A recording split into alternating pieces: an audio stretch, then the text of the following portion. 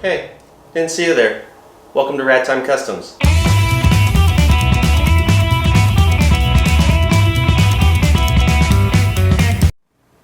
I'm excited not only because this is our first video, but we're also introducing our next project car, our E36. I'm going to use this car as a tool to show you how you can do these modifications in your own garage. The end goal with this car is just to have something cheap, nice, and fun to drive. I say that now, but I have been known to go a little overboard. So who knows what we're actually going to end up with. Anything else at this point is just a bonus. But enough talk, let's check out the car.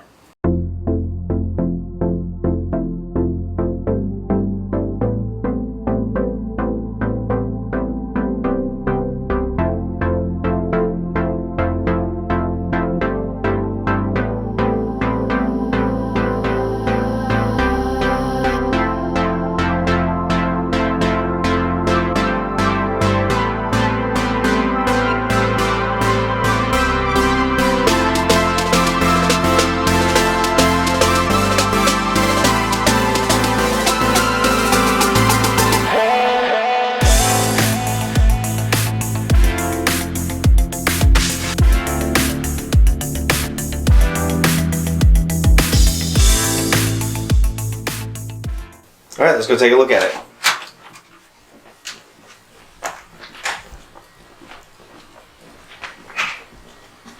First thing you'll notice,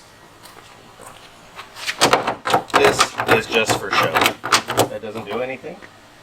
So you reach inside, pull it with the little metal cable guy here, because like the outside, the inside broken as well. Car did have a door panel held on with wood screws, so in order just to be able to get into the car, remove the door panel. We just made a little zip tie here so that this doesn't keep flopping around while I try to drive it. Inside the car, almost everything is floppy. Missing an A-pillar there. We got a floppy one here, so we can just kind of do that. Now it's symmetrical. Shifter doesn't have the sleeves, so this just kind of comes off. So I can go down there next to the rear view mirror.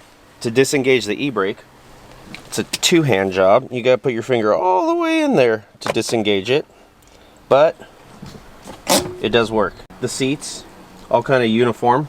They all match. They also match the armrest here. There are some pennies in there, which can probably go towards the build. Before you drive the car, you gotta put on your seatbelt. Grab your seatbelt here. You gotta put them in here. He does not engage. So we go for slot B. Now let's pop the hood. Yeah, I think that did it. It's a great way to hold the hood up here.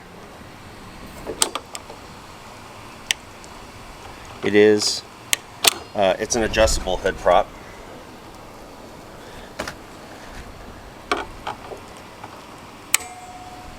Just to get it running, we replaced the fuel pump, the fuel injectors, cleaned the fuel rail, replaced the fuel pressure regulator, and the fuel filter. We did have to remove the wipers and the vent area just to make it easier to get to the fuel rail. That's it for now under the hood.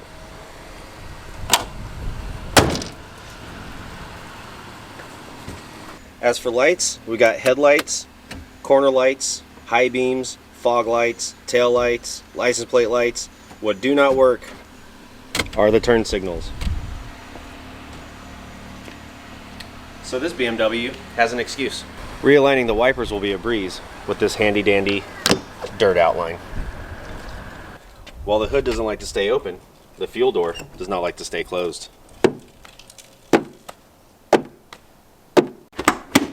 Inside the trunk, we've got the engine covers, some random plastic pieces, these really cool seat covers that came with the car. And in case the car breaks down, I've got my skateboard, which also doubles as a rolling camera dolly. So, intro shot shout out.